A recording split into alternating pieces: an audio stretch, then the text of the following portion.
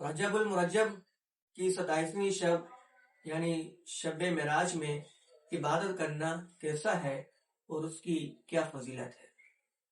محترم ناظرین، شب معراج شریف میں عبادت کرنا مستحب، جائز و مستحسن عمل ہے، اور اس رات عبادت کرنے کی فضیلت بیان کرتے ہوئے عارف باللہ شیخ محقق شیخ عبدالحق محدث دہلوی رحمۃ اللہ علیہ ایک حدیث پاک نقل فرماتے ہیں کہ رجب میں ایک رات ایسی ہے جس میں عبادت کرنے والے کے لیے 100 سال کی نیکیوں کا ثواب لکھا جاتا ہے، اور وہ رجب کی 27ویں رات ہے۔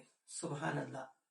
اور جو کوئی اس رات 12 رکعت اس طرح نوافل ادا کرے کہ ہر رکعت میں سورۃ الفاتحہ پڑھے اور اس کے بعد 100 دفعہ یہ کلمات پڑھے، سبحان اللہ والحمد للہ ولا الہ الا اللہ واللہ اکبر، اور 100 دفعہ استغفار کرے، استغفار کرنے کے بعد پھر 100 دفعہ نبی کریم صلی اللہ علیہ وسلم پر درود پاک پڑھے، تو اللہ رب العزت اس کی تمام دعاؤں کو قبول فرمائے گا سوائے اس دعا کے جو گناہ۔ اور حضرت سیدنا سلمان فارسی رضی اللہ تعالی عنہ سے روایت ہے کہ نبی کریم صلی اللہ علیہ وسلم نے ارشاد فرمایا، رجب میں ایک دن اور رات ہے، تو جو کوئی دن کو روزہ رکھے اور اس رات قیام کرے یعنی عبادت کرے